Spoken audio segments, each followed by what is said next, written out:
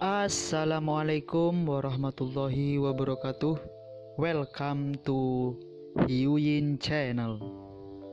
Seperti biasa, Mimin akan menceritakan kisah kepahlawanan Chu Xingyun dalam anime Spirit Sword Sofrek.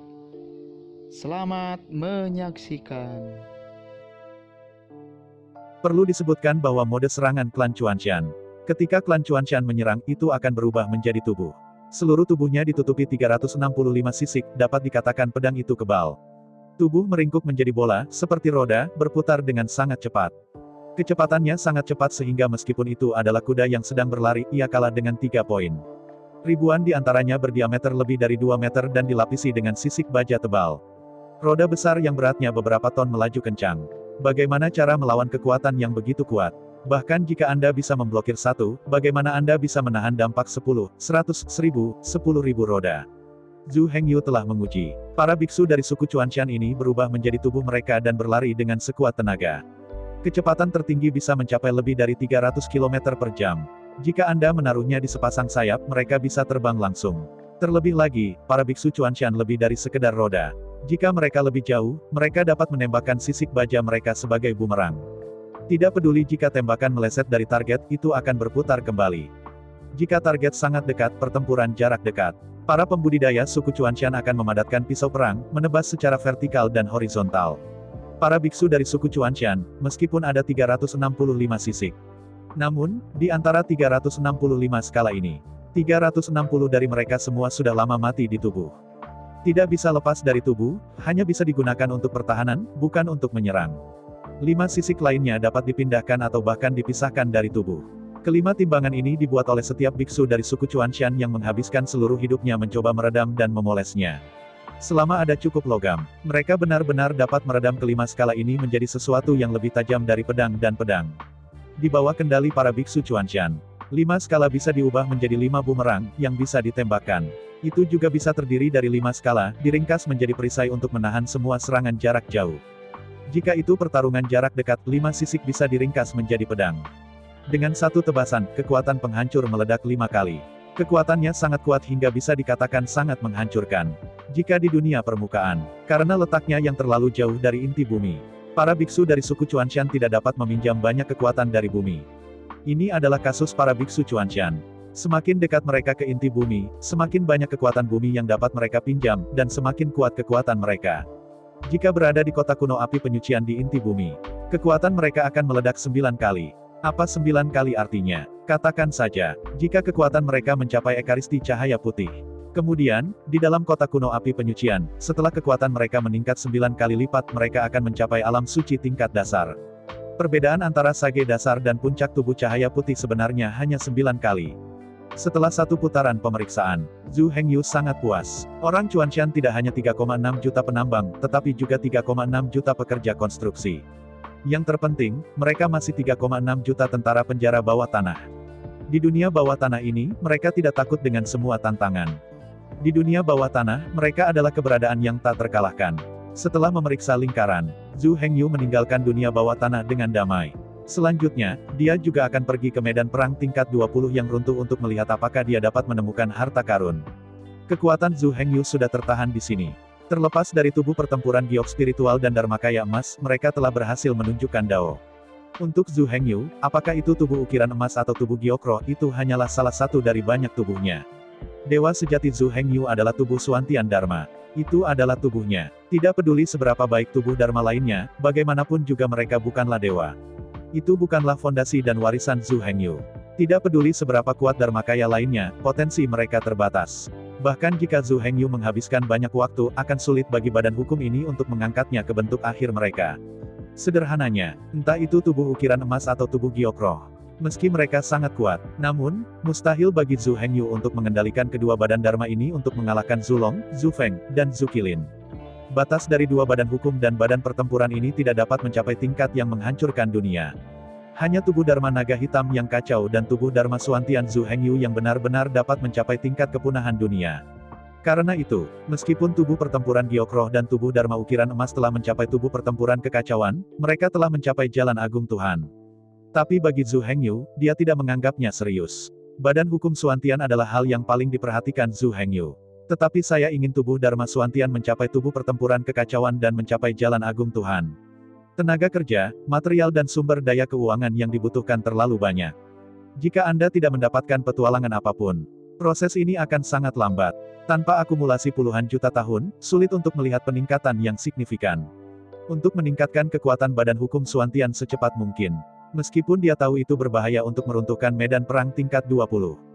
Bahkan Tuhan mungkin tidak bisa keluar hidup-hidup. Zhu Hengyu juga harus gigit jari dan berusaha masuk. Bagaimanapun, paling banter, dia kehilangan tubuh Dharma Elang Emas ini. Zhu Hengyu bisa menanggung kerugian seperti itu. Belum lagi, bagaimana pikiran Zhu Hengyu. Sisi ini, Zhu Hengyu melangkah ke formasi teleportasi dan mencapai medan perang runtuh tingkat ke-19. Hingga saat ini, tubuh Dharma Elang Emas Zhu Hengyu sudah memiliki kekuatan dari alam yang mulia. Oleh karena itu, selain runtuhnya individu di medan perang, di sebagian besar medan perang yang runtuh, dia dapat langsung mencari dan berteleportasi untuk mencapai medan perang. Tidak perlu menunggu apapun untuk menarik seberkas cahaya. Melalui arai teleportasi, Zhu Hengyu memasuki medan perang runtuh urutan ke-19. Menurut Jin Xianer, pintu masuk medan perang runtuh urutan 20 akan muncul di inti medan perang runtuh urutan ke-19. Setiap kali medan perang yang runtuh dibuka itu akan berlangsung selama 3 hari 3 malam. Begitu terlewat, Anda hanya bisa menunggu 3000 tahun lagi. Perlu disebutkan bahwa, runtuhnya medan perang setiap tatanan integer sangat berbahaya. Medan perang yang runtuh tingkat 10, tingkat 20, dan tingkat 30 adalah medan perang yang paling kompleks dan berbahaya. Di antara mereka, medan perang runtuh tingkat ke-10 hanya akan terbuka setiap 300 tahun sekali. Medan perang runtuh urutan ke-20 hanya akan terbuka sekali setiap 3000 tahun. Adapun peringkat ke-30, dan medan perang yang runtuh di atas peringkat ke-30, hanya alam yang kuat dari yang mulia yang dapat masuk. Memasuki medan perang tier 19 yang runtuh, Zhu Hengyu langsung mengubah tubuh-tubuh Golden Dharma. Patung Dewa Emas besar muncul di udara. Di antara sayap, sosok Zhu Hengyu melesat seperti anak panah. Di dalam medan perang runtuhnya urutan ke-19 itu bisa digambarkan sebagai bahaya. Namun saat ini, Zhu Hengyu tidak berniat menjelajah. Anda tahu, medan perang tier 20 runtuh hanya sekali setiap 3000 tahun. Setiap kali dibuka, pintu masuk lorong hanya bertahan selama 3 hari. Begitu Anda melewatkannya, Anda harus menunggu 3000 tahun lagi. Jika Zhu Hengyu terganggu untuk menjelajahi medan perang tier 19 yang runtuh. Jika ada yang tidak bagus, dia melewatkan waktu pembukaan medan perang urutan ke-20 yang runtuh. Zhu Hengyu tidak berani mengabaikan sama sekali, jadi mari kita kesampingkan hal-hal lain untuk saat ini. Medan perang runtuh urutan ke-19 ini bisa datang kapan saja di masa depan. Kapan saja, Anda bisa datang dan menjelajah. Untuk saat ini, lebih baik bergegas ke inti medan perang tier 19 yang runtuh dengan kecepatan penuh. Kecepatan terbang tubuh Dharma Emas tidak tertandingi di dunia. Mengebut sepanjang jalan, binatang di tanah hanya bisa melihat cahaya keemasan yang berkedip dari atas langit. Bahkan jika binatang super ganas yang kuat itu bisa melihat tubuh elang emas dengan jelas dan meluncurkan serangan jarak jauh. Namun, sebelum serangan mereka terjadi, badan hukum elang emas telah berubah menjadi cahaya keemasan dan menghilang ke langit. Serangan jarak jauh yang menghancurkan binatang buas tidak secepat kecepatan terbang tubuh elang emas. Dari masa akhir zaman purba yang tandus hingga zaman purba, ras monster selalu menjadi ras terkuat di antara 10.000 ras. Dalam ras monster, ras elang emas adalah yang pertama dari 3 keluarga kerajaan. Alasan untuk ini tidak dapat dijelaskan secara kebetulan. Alasan mengapa klan elang emas begitu kuat adalah karena mereka memiliki kecepatan yang tak tertandingi. Untuk keunggulan kecepatan, saya tidak akan membahas lebih detail di sini. Katakan saja, Anda tidak bisa menghentikan keinginan elang emas untuk datang. Klan elang emas ingin pergi, Anda tidak bisa menghentikannya. Saat serangan jarak jauh Anda tidak secepat klan elang emas terbang. Bagaimana Anda melawan klan elang emas? Miliaran tahun, keunggulan kecepatan klan elang emas selalu tidak terpecahkan. Terutama saat menjelajahi situasi berbahaya, keunggulan kecepatan klan elang emas terlalu buruk. Baik di darat maupun di udara. Tidak peduli seberapa kuat musuhnya. Singkatnya, jika saya lebih cepat dari Anda tidak dapat menyakiti saya. Aku lebih cepat darimu, aku bisa menyakitimu, dan kemudian menunggumu tanpa batas. Menyerang Anda saat berlari. Anda ingin lebih dekat, tetapi saya lebih cepat dari Anda tidak dapat mengejar ketinggalan. Anda ingin berbalik dan lari, tetapi saya lebih cepat dari Anda tidak bisa lari. Mengandalkan keunggulan kecepatan, para biksu dari suku elang emas benar-benar dapat menjaga jarak antara kedua sisi pada jarak yang konstan seperti menerbangkan layang-layang. Dalam jarak ini, pembudidaya elang emas dapat menyerang lawan, tetapi lawan tidak dapat menyerang pembudidaya elang emas. Ini adalah hal yang sangat menyedihkan bagi para beku dari ras lain. Tidak bisa mengejar, tidak bisa lari, hanya bisa dipukul sepihak tapi tidak bisa mundur sama sekali. Keunggulan kecepatan yang tak tertandingi menetapkan status klan Elang Emas. Sekarang Zhu Hengyu mengontrol tubuh Dharma Emas, dia benar-benar tidak bermoral. Dia tidak perlu memperhatikan binatang yang rusak di tanah. Belum lagi, dapatkah mereka menemukan tubuh Dharma Emas? Bagaimana jika Anda menemukannya? Ketika binatang yang hancur melancarkan serangan jarak jauh, tubuh Dharma Elang Emas masih ada di sana. Ketika serangan jarak jauh dari binatang yang roboh itu tiba di lokasi tubuh Dharma Elang Emas. Tubuh Dharma Elang Emas telah terbang puluhan juta meter, dan bahkan sosok itu hampir tidak terlihat. Mengusir. Dalam suara tajam yang menembus udara, Zhu Hengyu terbang dengan kecepatan penuh di sepanjang koordinat peta di lautan pengetahuan. Zhu Hengyu seharusnya tidak ada untuk binatang yang hancur di tanah. Binatang buas yang rusak di langit, langsung pergi berkeliling. Mengebut sepanjang jalan. Hanya butuh Zhu Hengyu sedikit lebih dari seminggu untuk mencapai area inti dari medan perang tingkat 19 yang runtuh. Di antara dua sayap, Zhu Hengyu mendarat di pohon tua yang menjulang tinggi. Lebih jauh ke depan, itu adalah area inti dari medan perang dari keruntuhan tingkat ke-19. Alasan saya berhenti di sini adalah karena Zhu Hengyu merasakannya dengan jelas. Di area di depan, serangkaian paksaan unik dari orang-orang kudus memenuhi ruang antara langit dan bumi. Jika Anda baru saja lewat, Anda akan diserang. Saya hanya merasakannya secara kasar. Zhu Hengyu setidaknya bisa merasakan aura lebih dari 1000 bangsawan. Jika ini terus berlanjut, saya tidak tahu berapa banyak serangan yang akan diderita. Demi Tuhan, karena Anda berani masuk ke daerah saya dengan gegabah, Anda memprovokasi saya. Bahkan menantangku, mengancam keselamatan saya. Karena Anda berani menantang, semua orang adalah dewa suci, apakah saya masih takut Anda tidak akan berhasil? Karena itu, kecuali Zhu Hengyu lelah hidup dan ingin merasakan rasa dipukul oleh orang suci. Jika tidak, dia harus berhenti. Berdiri di atas pohon kuno. Zhu Hengyu melihat ke kejauhan, dan inti dari medan perang urutan ke-19 yang runtuh melihat ke arah. Segera pintu masuk ke medan perang tingkat 20 runtuh akan dibuka di sana. Saya hanya tidak tahu apakah dia bisa mendapatkan sesuatu kali ini. Pada saat ini, setidaknya setengah dari 3000 penguasa alam 5 elemen telah tiba di sini. Zhu Hengyu melihatnya dengan santai, dan dia melihat lebih dari 1000 patung. Adapun apa yang tidak dia rasakan, pasti ada lebih. Di hadapan begitu banyak orang suci, Zhu Hengyu tidak berani melakukan kesalahan. Takut itu satu hal, intinya adalah tidak sopan jika terburu-buru. Siapapun yang sedikit berpendidikan tidak akan melakukan ini. Selain itu, bagi Zhu Hengyu, sama sekali tidak perlu mencondongkan tubuh ke depan. Bagaimanapun, setelah medan perang runtuh tingkat 20 dibuka, saluran akan terus terbuka selama 3 hari 3 malam, jadi tidak perlu khawatir. Sekarang orang-orang sudah ada di sini, tidak perlu khawatir tentang segalanya. Begitu lorong dibuka, semua orang di sini akan memasuki lorong dalam 100 napas. Tidak ada perbedaan sama sekali saat dibuka sedikit sebelum dan sedikit di belakang. Antara berpikir, Zhu Hengyu duduk bersila di dahan pohon kuno dan mulai berlatih tanpa suara. Sebagai orang suci, bahkan dalam kondisi kultivasi, dia tetap waspada sampai batas tertentu. Namun, setidaknya 6 atau 7 titik energi terkonsentrasi pada kultivasi. Jika saat ini, ada yang terburu-buru mengancam menuju lokasi Zhu Hengyu.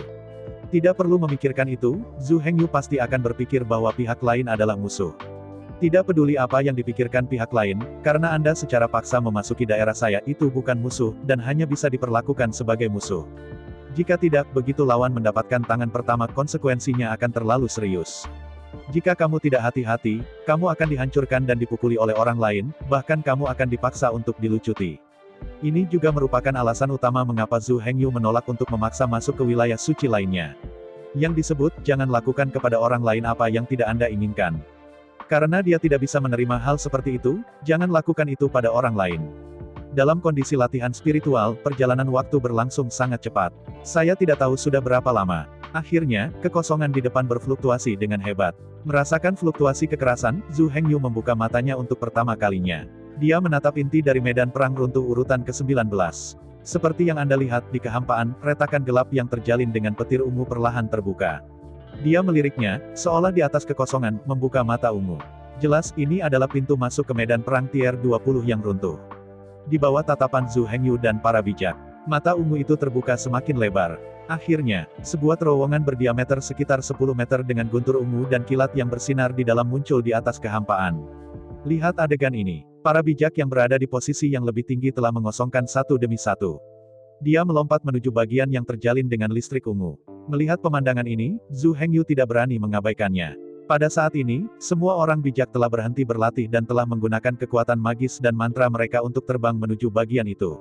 Secara alami, Zhu Hengyu tidak akan tinggal lebih lama. Bagaimanapun, masih ada keuntungan masuk lebih awal. Menjelajahi harta karun di dunia rahasia adalah tentang yang pertama datang lebih dulu. Jika Anda tiba satu langkah lebih awal, Anda dapat menemukan bayi satu langkah lebih awal dan mengambilnya satu langkah lebih awal. Dengan suara siulan, Zhu Hengyu mengikuti sosok suci dan memasuki lorong. Saluran ungu ini sebenarnya tidak panjang. Sebenarnya, saluran ini sebenarnya adalah penghalang ruang. Ketebalannya lebih dari 30.000 meter. Dengan kecepatan terbang tubuh Dharma Elang Emas Zhu Hengyu, dalam beberapa lusin waktu, dia melewati jalan itu dan secara resmi memasuki medan perang dari keruntuhan tingkat 20. Ledakan, booming. Begitu dia memasuki medan perang di tier 20 runtuh, Zhu Hengyu dirobohkan dari udara oleh serangkaian guntur. Meski hanya sesaat, hanya dalam waktu singkat sekitar 1/10 dari nafas. Namun, Zhu Hengyu menderita setidaknya 7 atau 8.000 pemboman guntur. Listrik ungu yang menyala-nyala benar-benar melumpuhkan saraf Zhu Hengyu. Tiba-tiba, tubuh pahatan emas Zhu Hengyu, seperti layang-layang dengan benang putus, jatuh dari langit. Mengusir, ledakan, di tengah raungan yang keras, tubuh patung emas Zhu Hengyu jatuh dengan keras ke tanah. Dari ketinggian beberapa kilometer, menabrak tanah secara vertikal. Di bawah dampak besar, jiwa Zhu Hengyu langsung terguncang dari tubuh. Dampak ini terlalu keras. Itu sangat ganas sehingga seluruh lautan kesadaran tubuh Dharma Elang Emas mengalami guncangan dan guncangan hebat. Di bawah turbulensi yang hebat, lautan kesadaran tubuh ukiran emas tidak dapat menampung jiwa Zhu Hengyu. Tanpa pemulihan setelah jangka waktu tertentu, tidak peduli apapun, jiwa tidak dapat diakomodasi. Itu orang lain, dan menghadapi situasi ini, pasti tidak ada cara sama sekali. Tapi untungnya, Zhu Hengyu bukanlah orang lain. Sambil memikirkannya, Zhu Hengyu mendesak jiwanya untuk melepaskan daun willow hijau. Di tempat di mana daun willow menari, hujan hijau jatuh dari kekosongan dan mendarat di tubuh hukum pahatan emas. Di bawah nutrisi hujan zamrud, cedera tubuh elang emas Dharma dengan cepat sembuh. Daun willow ini tidak lain adalah 3.000 daun willow dari Liu Mei. Kekuatan pelembab dan peremajaan kayu yang terpasang dapat menyembuhkan semua cedera tubuh. Zhu Hengyu tidak lagi membutuhkan simpul akar ginseng darah. Ginseng darah itu juga telah ditanam ke dunia Suantian oleh Zhu Hengyu. Dikatalis dan dipelihara oleh kekuatan dunia dari dunia Suantian, sangat mungkin roh tumbuh-tumbuhan akan lahir. Dengan cara ini, dunia Suantian secara resmi melahirkan bentuk kehidupan pertama. Ini sangat penting bagi dunia Suantian. Dalam sekejap, ratusan napas waktu berlalu. Di bawah kekuatan pelembab dari kayu hijau daun willow, cedera tubuh Golden Eagle Dharma telah pulih sepenuhnya. Zhu Hengyu mendesak jiwa dan kembali ke lautan kesadaran tubuh ukiran emas. Mengontrol tubuh ukiran emas, Zhu Hengyu berdiri dari tanah. Untungnya, ada 3.000 daun willow dengan Liu Mei. Kalau tidak, saya tidak tahu berapa lama waktu yang dibutuhkan untuk pulih dari cedera badan hukum elang emas. Embun willow yang terkandung di daun willow ini tidak sama dengan santai. Dengan sendirinya, energi yang terkandung sebenarnya tidak banyak. Kualitas energinya tidak tinggi. Poin terkuat yang Liu Yulu adalah dapat memperkuat kemampuan penyembuhan dan potensi tubuh biksu. Yang Liu Yulu ini seperti katalisator. Di bawah katalisis yang Liu Yulu, kemampuan memperbaiki diri dan penyembuhan biksu itu akan meningkat 3.000 kali lipat. Apalagi efek katalitik ini tidak akan berubah karena kekuatan lawan. Beku biasa menggunakannya, dan kemampuan memperbaiki diri serta menyembuhkan meningkat 3.000 kali lipat. Holy Lord menggunakannya, dan kemampuan memperbaiki diri dan menyembuhkan juga meningkat 3.000 kali lipat. Meskipun efek spesifiknya bervariasi dari orang ke orang, perbesaran katalitik 3.000 kali lipat tetap sama. Tubuh kacau dari tubuh patung emas, kemampuan penyembuhannya secara alami tidak sebanding dengan orang biasa. Bahkan jika dibandingkan dengan beku ekaristi cahaya putih, itu lebih dari 9 kali lebih kuat. Setelah 3.000 kali katalisis yang Liu Yulu, cedera tubuh Dharma emas segera sembuh. Sepanjang proses penyembuhan, kekuatan penyembuhan sejati tidak datang dari yang Liu Yulu, tetapi dari latar belakang dan potensi biksu itu sendiri. Satu-satunya efek yang Liu Yulu adalah merangsang semua potensinya dan secara paksa mengkatalisasi efek penyembuhan 3.000 kali. Oleh karena itu, 3.000 daun willow di Liu Mei terlalu buruk. Terlepas dari keberadaan alam manapun, ini adalah produk sakral penyembuhan tertinggi. Bahkan bagi Tuhan, ini pasti harta yang bisa dipenuhi tapi tidak dicari. Adapun Liu Mei, yang disebut daun willow, dia bisa memadatkannya sesuka hati. Selama ada sumber daya kayu yang cukup, dia bisa memadatkan ribuan daun willow sehari. Pada saat ini, domba ajaib Liu Mei dan Zhu Hengyu sedang duduk di tengah pusaran yang kacau, berlatih dengan konsentrasi tinggi, tanpa bertanya tentang dunia luar. Hukum waktu di dalam pusaran kekacauan sangat unik. Rasio waktu antara dunia Suantian dan alam 5 elemen terbalik adalah 9:1. 1 jam telah berlalu sejak alam 5 elemen dibalik, dan 9 jam telah berlalu di dunia Suantian. Dan inti dari dunia Suantian. Artinya, di tengah pusaran yang kacau, hukum waktu hampir nol. Di bawah gaya sentrifugal yang berputar itu hampir ditarik ke ruang hampa biasa. Secara umum, 1 hari telah berlalu sejak alam 5 elemen dibalik, dan 1 tahun telah berlalu sejak area inti dari Chaos Vortex. Untuk mengikuti jejak Zhu Hengyu, Liu Mei benar-benar berjuang. Singkirkan semua hal di luar tubuh, berkonsentrasilah pada latihan. Membalikkan 5 elemen alam setiap hari, Liu Mei menghabiskan waktu setahun yang panjang. Dalam 1 tahun, Liu Mei mampu membangun lapisan baju besi Willow di bawah konsentrasinya pada kultivasi. Armor Willow dari alis Willow sangat menakutkan. Tidak hanya mengandung ketangguhan kayu yang unik, namun kekerasan armor Willow tidak kalah dengan baja. Hal yang paling menakutkan adalah, di dalam setiap lapisan baju besi Willow, ada hukum spasial kohesif yang tak tertandingi. Serangan eksternal tidak akan bisa menyentuh lapisan armor Willow berikutnya tanpa mengisi ruang di dalam armor Willow. Ruang yang terdapat di setiap lapisan armor Willow akan menelan banyak energi. Oleh karena itu, bahkan lebih sulit untuk menghancurkan baju besi Willow. Apalagi, mirip dengan baju besi Willow, alis Willow ditumpangkan 1 lapisan setiap tahun. Liu Mei telah berkultivasi selama ratusan tahun di inti dari Chaos Vortex. Lebih dari 360 hari setahun. Liu Mei telah melapisi baju besi Willow-nya menjadi lebih dari 36.000 lapisan. Kekuatannya meningkat pesat dengan kecepatan yang tak terbayangkan. Belum lagi kekuatan Liu Mei, bagaimana melakukan semuanya sekaligus.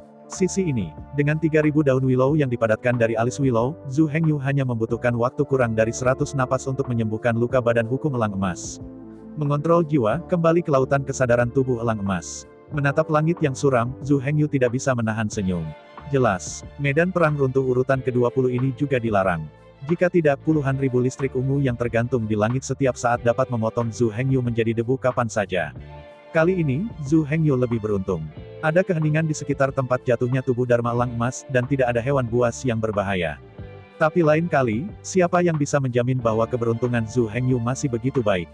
Runtuhnya medan perang tingkat ke-20 tidak sama-sama menganggur. Di sini, binatang buas tingkat Lord hampir ada di mana-mana. Yang memiliki kekuatan paling rendah di sini adalah semua monster buas dari para elementari Saint. Alasan mengapa ada begitu banyak binatang yang menghancurkan di alam para bangsawan adalah karena, pertama-tama, binatang buas dari alam yang mulia suci ini sebenarnya tidak lain adalah orang-orang kudus palsu, bukan orang suci surgawi yang sebenarnya. Kedua, kita harus tahu bagaimana medan perang yang runtuh ini terjadi. Medan perang yang runtuh ini persis medan perang-perang kehancuran di zaman kuno. Adapun binatang yang rusak ini, mereka mungkin bukan dewa Tuhan. Tetapi selama dewa suci, siapa yang hanya memiliki dewa, dan tidak ada klon inkarnasi? Mungkin ada beberapa, lusinan, ratusan, atau bahkan ribuan klon dan inkarnasi untuk dewa suci manapun. Avatar dan inkarnasi ini, tanpa kecuali, semuanya dalam kondisi suci. Selain itu, harus dikatakan, hanya orang suci di surga, yaitu yang paling suci, yang merupakan keberadaan tertinggi yang sejati. Di bawah orang-orang kudus surgawi, ada banyak orang suci iblis dan orang suci agung. Tidak dapat dikatakan bahwa ada lebih dari sekedar ikan mas krucian yang melintasi sungai, dan jumlahnya pasti tak terhitung. Tambahan, selain para wali surgawi, sebenarnya ada banyak wali yang juga berpartisipasi dalam pertempuran itu. Ambil 3 nenek moyang kuno Zulong, Zhu Feng dan Zhu Qilin sebagai contoh. Mereka sama sekali bukan penduduk asli dunia ini. Jauh sebelum pembukaan dunia, 3 leluhur kuno sudah ada. 3 leluhur kuno bukanlah orang suci surga. Tepatnya, mereka mempraktikkan Dao, bukan surga. Dalam pertempuran dunia kuno yang hancur, tidak hanya orang bijak lokal berpartisipasi dalam pameran, sejumlah besar orang bijak dari dunia lain juga berpartisipasi dalam pertempuran tersebut. Selain itu, klon, Dharmakaya, inkarnasi dari orang-orang suci. Oleh karena itu, di medan perang yang runtuh ini, ada begitu banyak binatang yang roboh di alam yang mulia. Kapanpun, dimanapun, Anda mungkin bertemu dengan binatang buas dari alam yang mulia. Dengan kekuatan tubuh ukiran emas Zhu Hengyu. Dalam 100 tarikan napas, jika Anda kehilangan semua perlawanan dan hanya dapat dihancurkan oleh orang lain, tidak mungkin untuk bertahan hidup. Di samping itu, tubuh Dharma emas Zhu Hengyu juga merupakan generasi para suci. Jika semua energinya diguncang, jiwanya juga akan terguncang dari tubuhnya. Saya hanya bisa berbaring di sana dan tidak bisa berbuat apa-apa. Dalam kasus ini, jika Anda bertemu dengan Jin Xianer, dan Jin Xianer ingin memisahkannya, berapa lama waktu yang dibutuhkan sampai Zhu Hengyu terkoyak? Nafas. 3 napas. Bagaimanapun, tidak mungkin melebihi 10 waktu bunga. Jika tidak ada yang salah, hanya butuh 3 napas bagi Jin Xianer untuk merobek tubuh ukiran emas Zhu Hengyu menjadi beberapa bagian. Oleh karena itu, kecuali jika Zhu Hengyu menganggap dirinya kaya raya. Setiap kali dia ditebang, dia akan jatuh ke tempat yang aman. Jika tidak, dia tidak akan berani terbang. Menggelengkan kepalanya, Zhu Hengyu diam-diam kecewa. Jika mereka tidak bisa terbang, keunggulan kecepatan klan Elang Emas akan melemah lebih dari setengahnya. Tapi tidak ada alternatif lain. Ini adalah kasus di dunia rahasia, dan bahaya ada di mana-mana. Bahkan Tuhan tidak dapat menjamin keamanan mutlaknya. Karena kamu tidak bisa terbang. Kemudian Zhu Hengyu harus berjalan kaki. Namun, itu layak untuk disebutkan. Dalam medan perang runtuh tingkat 20 ini, itu tidak sepenuhnya dilarang. Namun, posisi Zhu Hengyu saat ini agak istimewa. Di langit, awan gelap pekat terkondensasi, dan begitu mereka terbang, langit mengepul dengan guntur. Namun, tinggalkan saja area ini. Seharusnya masih bisa terbang keluar dari cakupan awan gelap ini. Di dalam medan perang keruntuhan tingkat 20, terbang tidak dilarang dengan sendirinya. Apakah Anda bisa terbang atau tidak tergantung sepenuhnya pada keberuntungan. Adapun dewa lainnya, setelah melewati bagian itu, mereka secara acak diteleportasi ke titik tertentu. Di dalam medan perang tier 20 yang runtuh ini, tidak ada yang namanya kerjasama dan persahabatan. Tempat di mana semua orang muncul adalah acak. Bahkan jika Anda membentuk tim dan mendapatkan perusahaan, itu tidak masuk akal. Setelah menarik napas panjang, Zhu Hengyu membuka kakinya, memilih arah acak dan berlari dengan kecepatan penuh. Di dalam medan perang keruntuhan tingkat 20, ada bahaya di mana-mana, tetapi peluang juga ada di mana-mana. Jika Anda cukup beruntung, ambil saja 2 langkah, Anda mungkin menemukan harta karun dunia, atau harta karun dunia. Tidak peduli betapa beruntungnya, Anda bahkan dapat menemukan dewa-dewa kuno. Yang disebut senjata sihir kuno yang ditinggalkan adalah senjata khusus. Senjata sihir kuno sunyi biasanya merupakan senjata utama yang digunakan oleh berbagai orang suci di zaman kuno.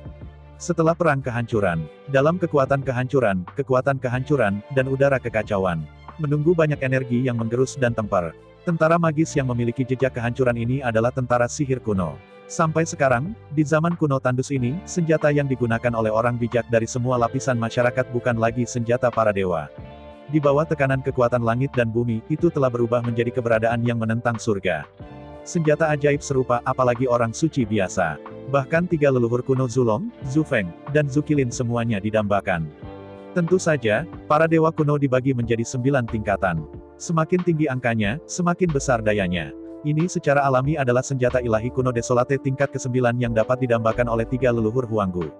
Bagaimana tentara dewa kuno biasa bisa didambakan oleh 3 leluhur kuno? Selain para dewa kuno, dalam medan perang runtuh urutan ke-20 ini, masih banyak obat ajaib kuno. Alasan nama zaman kuno yang sepi adalah karena ramuan ini sudah tumbuh di zaman kuno yang sepi. Setelah mengalami perang kehancuran, obat mujarab kuno yang konyol ini menarik jejak kekuatan penghancur dan menjadi obat sihir suci. Obat ajaib ini, bahkan 3 leluhur kuno, didambakan. Setelah mengkonsumsi obat ajaib kuno ini, kekuatan kehancuran yang terkandung di dalamnya akan meredam tubuh yang kacau, menyeluruh dan secara drastis meningkatkan berbagai kualitas dari tubuh pertarungan yang kacau balau. Bisa dikatakan, medan perang tier 20 yang runtuh adalah tempat yang penuh bahaya dan harta karun. Untuk harta karun ini, meski mereka tahu itu berbahaya, para pendeta suci tetap bergegas. Di dalam medan perang tingkat 20 runtuh, semua dewa dan pelindung kuno liar yang diproduksi secara kolektif disebut sebagai artefak. Biasa, artefak di bawah peringkat 3 lebih baik. Pada dasarnya, setiap dewa suci pada dasarnya dapat melakukannya. Tapi sihir di atas peringkat ketiga sangat langka. Ini bukan masalah yang tidak bisa ditemui. Seringkali, bahkan jika Anda menemukannya, Anda tidak bisa mendapatkannya. Semua jenis alat suci dijaga oleh binatang buas kuno dan ganas dari tingkat penguasa. Bahkan senjata ilahi ini ada di tangan binatang buas purba atau dikenakan di tubuh mereka. Jika Anda ingin mengabadikan keajaiban ini, Anda harus mengalahkan binatang purba dan ganas ini. Namun, binatang purba dan ganas ini juga ada di alam bangsawan. Kekuatannya hanya lebih tinggi dari yang suci. Apalagi setelah mengalami perang kehancuran. Jejak kehancuran juga terkondensasi di tubuh binatang buas dan purba ini. Oleh karena itu, untuk semua dewa, hampir tidak mungkin mengandalkan para lajang untuk mengalahkan binatang buas dan binatang buas ini. Baik itu serangan, pertahanan, kecepatan, sihir. Binatang buas dan purba ini jauh lebih kuat dari semua yang suci. Tentu saja, sebagai area di mana binatang dari alam yang mulia dihuni, tidak ada prajurit runtuh biasa dan jenderal runtuh di medan perang runtuh tingkat 20. Di dalam medan perang keruntuhan tingkat 20, semua kekuatan keruntuhan digunakan untuk memadatkan binatang suci kuno dari alam yang mulia. Faktanya, bukan hanya runtuhnya medan perang tingkat 20. Di 10 medan perang antara langkah ke-20 dan ke-30, hanya ada monster yang runtuh, bukan tentara dan jenderal yang roboh. Bagaimanapun, area ini sudah menjadi inti dari inti. Mereka yang memenuhi syarat untuk muncul di sini semuanya adalah penguasa zaman kuno. Menonton segala sesuatu di sekitarku dengan hati-hati. Zhu Hengyu menginjak tanah dan berjalan sampai ke kedalaman medan perang tingkat 20 yang runtuh. Jika beruntung, Anda dapat bertemu dengan binatang ajaib, mendapatkan alat ajaib, atau memilih obat ajaib di mana saja. Jika Anda tidak beruntung, saya telah di sini selama beberapa tahun dan saya tidak punya apa-apa. Keberuntungan Zhu Hengyu tampaknya sangat biasa. Selama 2 hari berikutnya, kemanapun Zhu Hengyu lewat sangatlah sunyi. Belum lagi harta karun, bahkan makhluk hidup pun tidak bisa bergerak. Belum lagi, bagaimana Zhu Hengyu menjelajahi sepanjang jalan. Sisi lain, perintah ke-19 runtuh di tengah medan perang. Bagian yang bersinar dengan petir ungu terus terbuka. Akhirnya, 3 hari 3 malam telah berlalu. Dengan gemetar dunia dan suara gemuruh, lorong lebar itu mulai tertutup secara bertahap. Setelah saluran ditutup sepenuhnya, kemudian, saluran untuk memasuki medan perang tingkat 20 runtuh akan ditutup sepenuhnya. Kalau mau masuk lagi, harus menunggu 3000 tahun kemudian. Melihat lorong itu menyusut dan menyusut, itu akan segera ditutup. Melihat arah cakrawala, terdengar suara siulan yang tajam. Di saat yang sama, jejak cahaya keemasan muncul di cakrawala seperti sinar matahari keemasan. Mengusir, di bawah kecepatan ekstrim, cahaya keemasan itu terbang dari langit dengan kecepatan yang tak terlukiskan. Tepat sebelum lorong itu benar-benar ditutup, dia bergegas ke lorong itu. Ledakan, dalam suara gemuruh yang keras. Tepat pada saat cahaya keemasan melompat dan mendengar. Seluruh lorong benar-benar tertutup di tengah deru keras. Sejauh ini, Tier 20 runtuh di medan perang dan ditutup sepenuhnya. Di lain waktu, semua orang dapat menjelajahi dan berburu harta karun di medan perang tingkat 20 yang runtuh. Adapun berapa lama bisa tinggal di sini, itu semua tergantung pada niat baik pribadi. Rekor tertinggi sejauh ini, di dalam medan perang Tier 20 yang runtuh, bertahan selama hampir 3 tahun. Hah, Dengan suara siulan, sosok emas bergegas keluar dari celah ungu yang akan ditutup. Dengan siulan, sosok emas itu melebarkan sayapnya dan melayang di udara. Melihat sekitar, itu adalah Santo Iblis dari ras Lang Emas. Santo Iblis Lang Emas ini tidak lain adalah Jin Xianer. Jin Xianer tidak tertarik pada medan perang Tier 20 yang runtuh.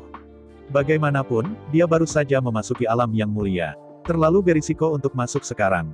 Namun, karena Jintai akan memasuki medan perang runtuh tingkat ke-20 setelah ekspedisi. Jadi, sebagai pacar, dia harus mengikuti secara alami. Yang disebut menikahi ayam dengan ayam, menikahi anjing dengan anjing, Jin Xianer masih memahami kebenaran ini. Menurut pendapat Jin Xianer, sekarang dia telah menerima tanda cinta Jintai. Terlebih lagi, tanda cinta inilah yang membantunya menerobos ke alam Holy Lord. Maka tidak ada keraguan, dia adalah pacar Jintai. Padahal pacarnya bukan istrinya. Tapi bagi Jin Xianer, tidak ada perbedaan sama sekali. Jika dia tidak menyukai Jintai dan tidak memiliki perasaan padanya, maka dia tidak akan pernah menjadi pacar Jintai. Sekarang dia menyukai Jintai, dia sudah memiliki dia di dalam hatinya. Kemudian, Jin Xianer tidak berencana untuk menyukai pria kedua lagi. Meskipun karena suatu alasan di masa depan, saya tidak menikah dengan Jintai. Dia tidak mungkin menyukai pria lain lagi. Untuk Jin Xianer, cinta dan pernikahan belum tentu terhubung. Cintai dia, belum tentu menikah dengannya. Bukan berarti jika Anda mencintai, Anda harus bersama. Semua orang yang mendefinisikan dan membingkai cinta sebenarnya salah menafsirkan cinta. Cinta adalah cinta, itu adalah hal yang sangat murni. Cinta adalah perasaan. Tidak ada komentar dan definisi. Cinta adalah cinta, bukan cinta bukanlah cinta. Meski begitu, Jin Xianer tidak yakin apakah dia mencintai Jintai atau tidak. Namun, Jin Xianer tahu bahwa dia sangat tersentuh oleh Jintai. Aku sangat jatuh cinta padanya. Setelah Jintai begitu tergila-gila, setelah melakukan banyak hal untuknya. Hatinya juga panjang. Apalagi kali ini Jintai kembali. Dalam perasaan Jin Xianer, dia benar-benar berubah. Jika bukan karena garis keturunan itu tidak bisa dipalsukan. Jin Xianer tidak percaya bahwa Jintai akan menjadi seperti ini. Dari tampilan yang paling dia benci hingga penampilan yang paling dia sukai. Pidato dan sopan santunnya, temperamen dan pesonanya adalah penampilan yang paling menarik. Meskipun dia tidak mau mengakuinya, tetapi Jin Xianer tidak bisa menipu dirinya sendiri. Jin Xianer sangat jelas. Jika puluhan juta tahun lalu, kini Jintai yang mengejarnya. Kemudian, anak dan cucu mereka mungkin memiliki ribuan orang. Jin Xianer mengakui, dia tidak bisa menahan serangan cinta Jintai sama sekali. Kali ini Jintai kembali, nyatanya, hanya melancarkan serangan cinta terhadapnya. Itu adalah waktu ketika Jintai baru saja kembali, meletakkan lautan bunga di depan gedung putih. Sejujurnya, Jin Xianer sudah tergerak. Jika Jintai memanfaatkan kesempatan ini untuk terus menggiling keras dan meresap, Jin Xianer bertanya pada dirinya sendiri, dia pasti tidak bisa menolak. Bahkan jika dia tidak bisa menikahinya, dia pasti akan setuju untuk menjadi pacarnya. Sangat disayangkan Jintai sangat bangga. Karena Jin Xianer tidak setuju di tempat, dia dengan keras kepala berbalik dan pergi. Sejak saat itu, Jintai menghindarinya dan menolak untuk tampil di hadapannya. Belum lagi mengejarnya, Jin Xianer mengenal dirinya sendiri. Dia telah menunggu, bahkan dapat dikatakan bahwa dia telah menantikan. Menantikan Jintai, dia bisa mendatanginya dan mengejarnya. Bagaimanapun, kali ini, dia tidak akan pernah menolak. Tetapi saya tidak pernah berpikir bahwa penantian ini akan berlangsung selama beberapa dekade. Baru beberapa hari yang lalu Jintai memegang cincin emas dan menyembunyikan cintanya padanya. Menunggu begitu lama, menantikan begitu lama, Jin Xianer sangat senang dan menerima pertunjukan cinta Jintai. Sejak Jin Xianer mengambil cincin emas itu, dalam hatinya, dia sudah menganggap Jintai sebagai suaminya. Untuk Jin Xianer, dari saat saya mengambil cincin emas itu, Jintai adalah dia cinta dalam hidupnya. Sekarang orang yang dia cintai dalam hidupnya telah memasuki medan perang yang sangat berbahaya dari keruntuhan tingkat 20. Kemudian, tentunya dia tidak bisa bersembunyi karena takut akan bahaya dan takut mati. Tidak ada orang lain yang tahu. Tapi Jin Xianer tahu keadaannya sendiri. Meskipun dia baru saja memasuki alam yang mulia, tetapi garis darah yang kacau dari ukiran berkepala 9 membuatnya memiliki kekuatan yang mulia menengah saat dia berada di alam yang mulia suci dasar. Jika Anda menghadapi Jintai sekarang, Jin Xianer memiliki kepastian mutlak untuk mengalahkan Jintai. Karena itu, karena Jintai berani pergi, tidak ada yang dia berani untuk tidak pergi.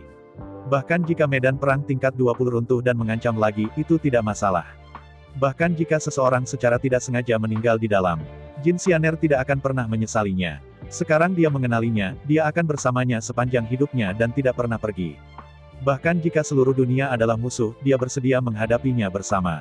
Berbalik untuk melihat sekeliling, Jin Xianer tersenyum manis dan bergumam, "Jintai, aku akan datang kepadamu." Sambil berbicara, Jin Xianer mengepakkan sayapnya dan berencana untuk menemukan Jintai. Tapi saat ini, aroma aneh mengikuti angin dan mencapai hidungnya. Dia mengendus tanpa sadar dan melihat ke bawah pada saat bersamaan. "Apa yang kamu lihat?" Di lembah di bawah, di dalam kolam yang dalam.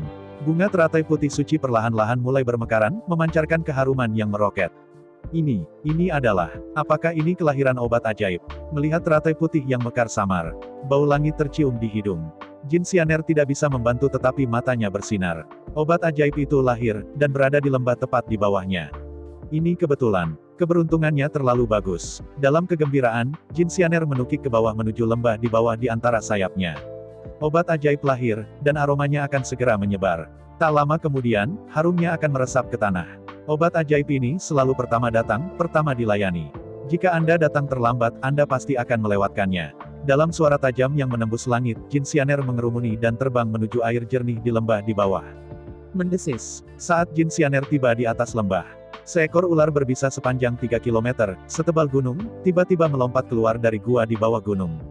Melihat sekitar, ular berbisa besar membuka mulutnya sampai batasnya. Taringnya yang tajam memancarkan cahaya dingin di bawah sinar matahari. Di depan ular berbisa raksasa, Jin Xianer seperti agas yang tidak mencolok. Satu gigitan akan ditelan. Melihat ular berbisa besar itu, Jin Xianer tanpa sadar menjilat bibirnya, dan senyum dingin muncul di sudut mulutnya. Binatang suci ular berbisa di bawah ini dekat dengan penguasa menengah. Itu diubah menjadi elementaris Saint lainnya, dan mereka pasti tidak bisa bertarung, mereka hanya bisa melarikan diri. Tapi Jin Xianer sangat berbeda. Garis darah dari elang berkepala 9 yang kacau memberikan kekuatan tempur yang superior. Terlebih, dengan jarum emas yang diberikan Jintai padanya, dia tidak khawatir untuk tidak merusak pertahanan. Tentu saja, ini bukanlah yang terpenting. Yang paling penting adalah bahwa elang bersayap emas adalah musuh bebuyutan semua naga dan ular. Tingkat pengekangan lebih mematikan daripada kucing dan tikus. Jika bukan karena jatuhnya binatang tanpa kebijaksanaan, ia tidak akan tahu apa itu ketakutan. Dia tidak punya nyali untuk tampil di depan Jin Xianer. Bahkan dalam posisi peringkat, Jin Xianer satu peringkat lebih rendah darinya, tidak terkecuali. Mendengus dingin. Sementara tubuh Jin Xianer bergetar, cahaya keemasan yang tak berujung langsung terpancar dari tubuh Jin Xianer. Ketakutan. Ada panggilan yang jelas. Tubuh mungil Jin Xianer langsung dikaburkan oleh cahaya keemasan. Dalam cahaya keemasan yang bersinar, Jin Xianer berubah menjadi prototipe. Melihat sekitar, seekor elang emas besar dengan sayap terbentang sepanjang 3 km muncul di udara. Sepasang cakar yang kuat dan kuat bersinar dengan kilau logam. Dalam suara siulan, sepasang cakar tajam elang emas bersinar dengan cahaya dingin, menangkap ular berbisa. Setelah tertangkap oleh sepasang cakar yang tajam, ular berbisa itu mati. Menghadapi sepasang cakar tajam yang dikeluarkan Jin Xianer, Tubuh ular berbisa itu berputar dengan aneh, dan ia bergoyang. Lambat untuk diucapkan, tapi dalam sekejap ular berbisa menunjukkan beberapa kurva berturut-turut, dengan cerdik menghindari cakar tajam Jin Xianer. Harus mengatakan, meskipun bakat dan talenta Jin Xianer semuanya luar biasa, pengalaman Jin Xianer dalam pertunjukan benar-benar terlalu langka. Selama ini, Jin Xianer tinggal di Gedung Putih hampir sepanjang waktu. Setiap hari bukanlah melukis atau mendesain. Waktu untuk pertarungan sebenarnya sangat jarang. Apalagi sekarang, apa yang dia hadapi adalah binatang suci tingkat menengah. Dengan pengalamannya, dia tidak bisa mengikuti ritme orang suci tingkat menengah. Wus-wus, dalam suara keras menerobos udara. Ular berbisa dengan cerdik menghindari sepasang cakar tajam Jin Xianer. Di sela-sela tubuh ular, cakar elang emas benar-benar terguling. Kemudian, tubuh ular sepanjang 3 km itu meliuk ke atas di sepanjang cakar elang emas. Dalam waktu kurang dari 1 napas, tubuh ular sepanjang 3 km itu membungkus tubuh Jin Xianer sebanyak 81 kali. Untuk mengetahui, meski elang emas memiliki lebar sayap penuh 3 km, tetapi yang disebut lebar sayap mengacu pada jarak antara kedua ujung sayap setelah sayap dibuka. Bukan karena tubuh elang emas itu panjangnya 3 km. Meski elang emas bertubuh besar, tubuhnya tidak terlalu besar. Sebab 3000 meter di bawah tubuh ular itu. Dari ujung kaki hingga leher, ada 81 keterikatan. Terutama leher elang emas yang dipelintir 3 kali berturut-turut. Mencicit, dalam suara retakan yang keras. Ular berbisa mencapai target saja, tubuh ular digunakan dengan panik, mencoba untuk menggantung Jin Xianer sepenuhnya. Itu digantikan oleh orang suci iblis klan elang emas lainnya. Menghadapi situasi putus asa seperti itu, saya khawatir itu tidak bisa dihindari. Meskipun dikatakan bahwa elang bersayap emas memang menahan semua naga dan ular. Tapi lagi, seekor tikus dapat membunuh kucing jika ukurannya terlalu besar. Nemesis adalah milik Nemesis, tetapi dalam pertarungan nyata, semuanya mungkin. Melihat sekitar, Jin Xianer terikat erat dengan binatang dewa ular di sekujur tubuhnya. Sekarang, selain sepasang cakar, Anda bisa bergerak. Jin Xianer ada di sekujur tubuhnya, dan satu-satunya hal yang bisa bergerak mungkin adalah matanya. Tetapi bagi Jin Xianer, itu tidak dihitung sama sekali. Dengan senyum dingin, tubuh Jin Xianer berkedip. Di atas langit, 8 sinar energi emas tiba-tiba jatuh. Melihat sekitar, 8 berkas energi itu menembus langit dan bumi, langsung menuju kehampaan. 8 berkas cahaya keemasan menerobos udara dan jatuh di pundak Jin Xianer. Cici. Dalam serangkaian suara melolong, 8 kepala emas tumbuh dari punggung Jin Xianer. Di bawah berkat garis keturunan pahatan berkepala 9 yang kacau, 8 puisi dipadatkan. Saat berikutnya, 8 kepala emas elang membuka matanya pada saat bersamaan.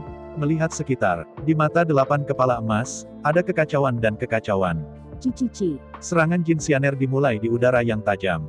Yang pertama bergerak adalah pemimpin utama Jin Xianer. Di antara mulut, garis Jin Guang keluar dari mulut Jin Xianer dan mendarat di ketinggian 7 inci dari ular berbisa. Kemudian, 8 kepala di belakang Jin Xianer mematuk ke arah 7 inci ular berbisa pada saat yang bersamaan. Lambat untuk mengatakan, tetapi faktanya, dari tembakan cahaya keemasan pertama Jin Xianer, mencapai 9 poin tepat sasaran. Semua ini terjadi dalam sekejap. Dalam sekejap cahaya keemasan itu langsung mendarat 7 inci dari ular berbisa. Yang disebut 7 inci sebenarnya adalah jantung ular berbisa. Dan cahaya emas itu tidak lain, itu adalah jarum kehancuran emas yang diberikan Jintai padanya. Dirobek oleh kekuatan kehancuran, sisik ular berbisa itu robek dalam sekejap. Dengan radiasi, sisik-sisik itu terkoyak.